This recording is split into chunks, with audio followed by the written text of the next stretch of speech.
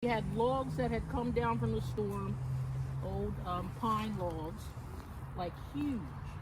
Those were the last little bits of the tree that fell down. Right, they're all in here.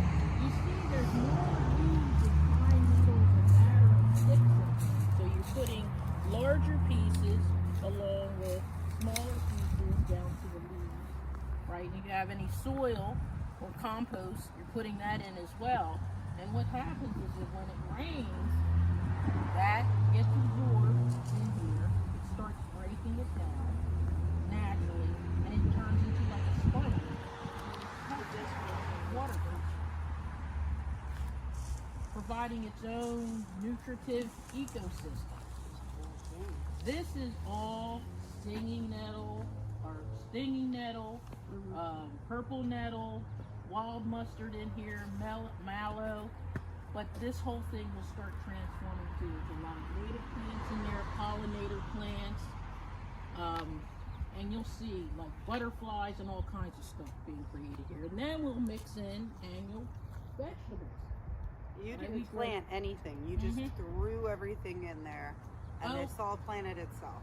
No, there was stuff that was intentionally put in. Okay. But there are some things that naturalized themselves. Like I didn't put all the purple nettle in there. Yeah. Right? That naturalized itself in there. Wow, Right? it's so beautiful though to see it. So you're gonna just this little space right here.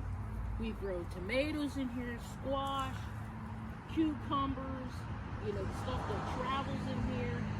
If you cut this in half and then in half again, you can have a space that had all of those different things in there, right? In a very, very small space. This happens to be a very large culture bed, but this one was done above ground. So one of the first things we had to notice, okay, this is getting a lot of sun. We wanted to be able to create an area where things like herbs and things could be grown and do well, vegetables could grow in here and do well, and most of them were perennial. That's another thing. When you're thinking about the regenerative qualities of permaculture, right, you're always thinking about the reciprocation. Planting a combination of things that are going to be perennial and annual, but having the primary balance of it be perennial. And what you will find is oftentimes the things that you would say are annual become perennial because they will naturally drop their seeds and regenerate. Even tomatoes can act in that. Did you say that they won't be it's not so not true. So not true. There's certain herbs that you just need to learn about more to before you're working with them because they do have psychosomatic and they can be pretty strong and potent, sometimes make you sick, right? Sassafras can be a very potent type thing, so you have to be careful with that, but it is also extremely beneficial, right? Plus it makes a really good real root beer, right? But again, when you're drinking that, you only need that much, a little tiny bit. So all these things are growing out here, right? Mugwort, witch hazel, there's mushroom here. We have King Stropharia. There's dried mushrooms here. Shiitake mushrooms that we've dried out in the freezer. We have elderberry, other types of berry seeds that are in there. And when they're wanting to be used to process for different types of medicines, they may be freeze dried or compressed or whatever I need to do in order to create the medicine.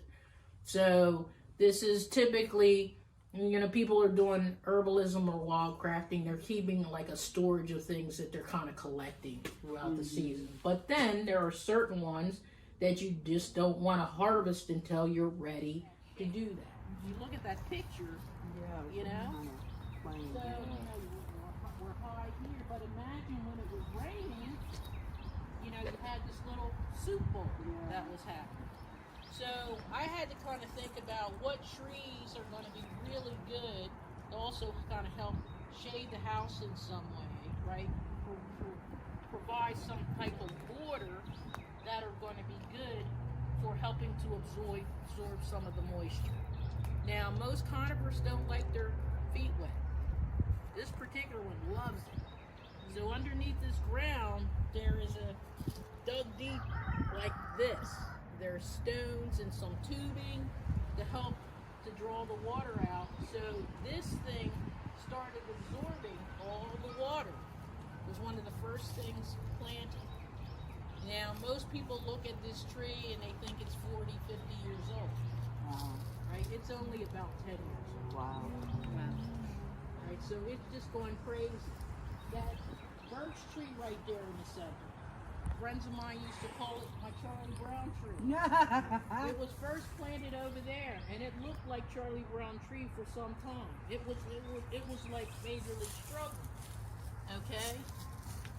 And so what I noticed was birch trees love moisture. They love water, right? So what better place to put it than right in the middle of the soup bowl? Look at it. That tree's younger than this one, right? The one that's out in the very front, in front of the center, same thing. But they're in two different conditions. Right. But there's a reason why that's growing, because remember all the water that used to come down the hill? Right. It's coming down. It's still getting all that moisture. Birch trees, for the most part, in their natural habitat, they like to be around rivers and streams and things because their roots like the wetness. Right, so anytime you have them near those places, they're going to do well. A couple friends of mine came here, I want birch trees on my place. Well, it's too dry. No, I still want them in my garden. They put them in their garden, all three of them died. Right? So you have to, that's again, it's what you want versus what, when the sun comes out, the bees come out. And they are doing a lot of work right now. So either we will get a chance to go into Tom's hives or we will go in the hives here. I have an extra bee suit, so you guys will get a chance to be one with the bees. You need it. Be one with the bees.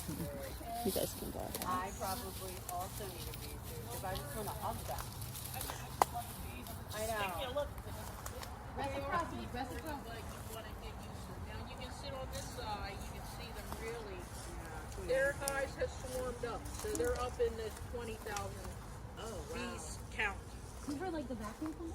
Do they make vacuum cleaner? Where do you see The them? Hoover House. You know, But I the same never spelling. looked at to see whether, I assume they were different companies, but they could be related. That would be so weird. Yeah, you know, they could be They went out of related, but business. Hoover, as far as beehives, they are some of the more popular ones because what they'll do is they will coat their boxes with wax. I have a bunch of mixtures of things in here, but I primarily, because I have those that I just took down, those are the ones that swarm. But you know, they're all happy now, so you can see the hives that are very active. There's one over there that I didn't move because I'm just having that down there to balance, but they absconded as well.